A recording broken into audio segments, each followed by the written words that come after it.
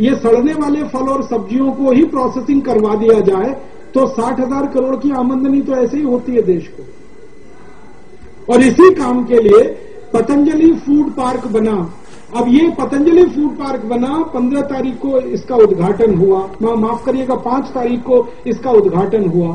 सारे देश में ऐसे 10, 20, 50, 100, 200, 500 पतंजलि फूड पार्क अगर हो जाए और 60,000 करोड़ का फल और सब्जियां जो सड़कें बर्बाद हो रहा है इस देश में, वो उनमें आने लगे और उनमें डिब्बे बंद होके पैकिंग होके दुनिया और देश में बिकने लगे, तो किसानों के लिए कितना बड़ा रोजगार और समृद्धि देश के लिए कितनी और स्वावलंबन कितना।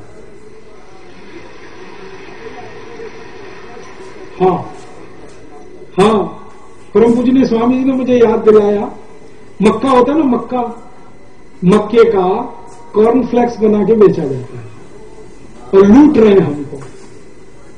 विदेशी कंपनियां तो घुसे हुए हैं इस बाजार में, उनको मालूम है कि भारत के लोगों को मक्का पसंद है, तो मक्के का वो जो फूला जैसा बनाते हैं जिसको वो कॉर्नफ्लेक्स करते हैं वो भी पसंद होगा, तो वो बना के खिला रहे हैं। मक्का हमसे ले रहे हैं, कॉर्नफ्लेक्स भी हमको ही खिला रहे हैं।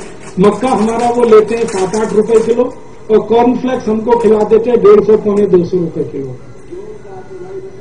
अब ये कॉर्नफ्लेक्स हम क्यों नहीं बना सकते जो विदेशी आके कर रहे हैं इस काम को। भारत के जितने गांवों में मक्का होती है, 60,000 से ज्यादा गांवों में मक्का बाजरा होता है, जिन जिन गांवों में मक्का होता है बाजरा होता है, वो सभी घरों में ये कॉर्नफ्लेक्स बनाने का गृह उद्योग चलाया जा सकता है। लाखों करोड़ों माताओं बहनों को काम देके देश के लोगों को कॉर्नफ्लेक्स उपलब्ध कराया जा सकता है। और विदेशी बेच रहे हैं 150, पौने 200 रुपए किलो, हम तो उसको दे सकते हैं 35-40 रुपए किलो, कीमत में सस्ता, क्वालिटी में अच्छा। और ऑर्गेनिक बना के बेचे तो दुनिया का हर देश खाने को तैयार है और खरीदने को तैयार है। मैं एक दिन देख रहा था कॉर्नफ्लेक्स का दुनिया का बाजार पता है कितना बड़ा है? $50 अरब का। $50 अरब। 1 अरब में 100 करोड़ होते हैं, $1 में 50 रुपए। $50 अरब का कॉर्नफ्लेक्स का बाजार है पूरी दुनिया में। ये पूरे बाजार पर भारत अकेले कब्जा कर सकता, क्योंकि जितनी अच्छी क्वालिटी की हम मक्का पैदा कर सकते हैं कोई नहीं पैदा कर सकता, क्योंकि मक्के के लिए जो भूमि चाहिए वो भारत में सबसे अच्छी, और मक्के को जो बहुत आसानी से उपलब्ध होने वाली चीजें चाहिए वो भारत उपलब्ध। ऐसे ही गेहूं का हो सकता है, गेहूं का दलिया बना के सबको खिलाया जा सकता है, जौ का बना के कॉर्नफ्लेक्स वो खिलाया जा सकता है, जब चौलाई का बना के खिलाया जा सकता है। सब तरह के अनाजों का प्रोसेसिंग करके सारे दुनिया को हम खिला सकते हैं। मैं अंत में आपको कृषि क्षेत्र में इतनी सी बात कर रहा हूं कि खाली कृषि उत्पादन को स्वावलंबन की तरफ हम ले जाएं, सिर्फ कृषि उत्पादन को, और गांव में गृह उद्योग शुरू करा दें। एक दिन तो मैं हिसाब लगा रहा था कि भारत में एक साल में जितना गेहूं का आटा खाया जाता है और दुनिया भर में एक साल में जितना गेहूं के आटे से पाव रोटी और डबल रोटी बनाई जाती है, इसको दोनों को जोड़ लिया जाए और इसका आटा बनाने का काम भारत के हर गांव में शुरू कर दिया जाए। 20 करोड़ परिवार हैं, तो 20 करोड़ चक्कियां अगर गांव में दे दी जाए, बांट दी जाए पत्थर वाली, जिसको हम सब चलाएं, अपना पेट कम करें, अपना वेट कम करें, चक्की चलाएं, आटा बनाए, उस आटे को पैक करके दुनिया भर में बेचे। ये अकेला उद्योग पूरे भारत को स्वावलंबी बना सकता है, अकेला उद्योग, इतनी ताकत है इसमें। तो इस तरीके से हम आगे बढ़ें। और जल्दी जल्दी 2-3 और महत्व की बातें कह के खत्म करूं कि भारत को डीजल और पेट्रोल में भी हम स्वावलंबी बना सकते हैं। वो कैसे बना सकते हैं? देखो भैया, डीजल और पेट्रोल जब जलता है और जो ऊर्जा वो पैदा करता है, उसी ऊर्जा को पैदा करने का एक दूसरा विकल्प भी है पूरी दुनिया में हजारों साल से, और उस विकल्प को कहते हैं LPG, लिक्विफाइड पेट्रोलियम गैस। ये LPG जो है ना, डीजल पेट्रोल का ही विकल्प है।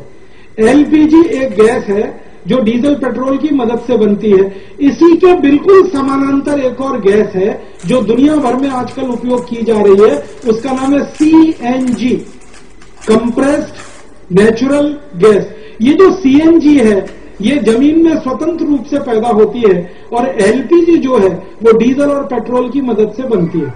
आज हम हमारे देश का डीजल पेट्रोल का खनन शुरू करें और ढूंढ ढूंढ के भारत के इलाकों को चिन्हित करें, तो वैज्ञानिक और विशेषज्ञ ये कह रहे हैं कि भरपूर भंडार हमारे पास है। हम एलपीजी भी बना सकते हैं, डीजल पेट्रोल भी बना सकते हैं। हमने तो अभी तक खनन किया नहीं है, और किया है तो वो निजी कंपनियों के स्वार्थ के लिए बलिदान कर दिया है। परम पूजनीय स्वामी जी आपसे कह रहे थे, ओएनजीसी भारत सरकार की कंपनी है, माने आपकी और मेरी कंपनी है, माने आपके टैक्स के पैसे से, मेरे टैक्स के पैसे से चलने वाली पब्लिक सेक्टर की कंपनी है। उसने हजारों करोड़ रुपए खर्च करके खोजा कि यहां तेल है, यहां गैस है, लेकिन सरकार ने वो तेल और गैस खोज के किसी निजी कंपनी को दे दिया कि अब तुम बेचो इसको भारत में और दुनिया में, तो वो मुनाफा निजी कंपनी के खाते में जाने वाला है। तो जो काम ओएनजीसी ने किया वो काम ओएनजीसी आगे भी कर सकता था। खोजने का काम जो कंपनी कर सकती है वो बना के बेचने का भी काम कर सकती है। उसमें कोई बड़ी तकनीकी की जरूरत नहीं है, क्योंकि खोजने में ज्यादा बड़ी तकनीकी लगती है, बनाकर बेचने में उतनी बड़ी तकनीकी नहीं लगती। तो वो काम पूरा ओएनजीसी को दे दिया जाए, और ओएनजीसी का मुनाफा माने देश का मुनाफा। तो इस मामले में ओएनजीसी हमको पूर्ण स्वावलंबी बना सकती है।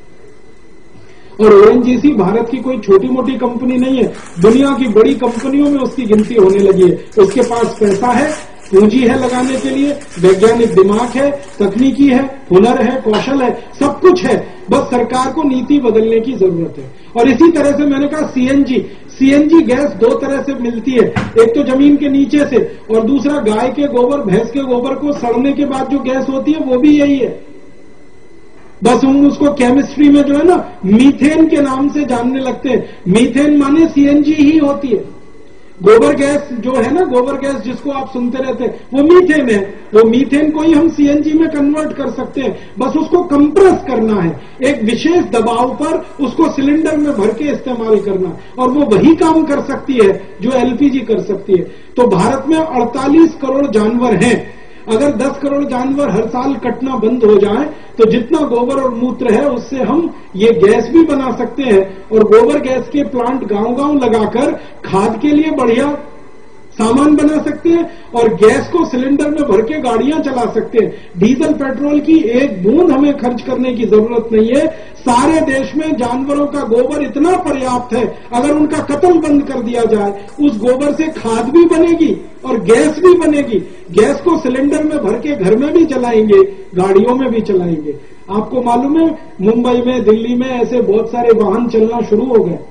इसी तरह भारत के वैज्ञानिक लगातार काम कर रहे हैं। ये जो पानी है ना, पानी को ईंधन के रूप में उपयोग किया जा सकता है। अपने भारत स्वाभिमान ट्रस्ट के साथ जुड़े हुए खेमका जी हैं, उन्होंने पानी को तेल की तरह से इस्तेमाल करने लायक बना लिया है। माने पानी को डीजल और पेट्रोल की तरह से इस्तेमाल किया जा सकता है। इतनी बड़ी खोज भारत में हो चुकी है।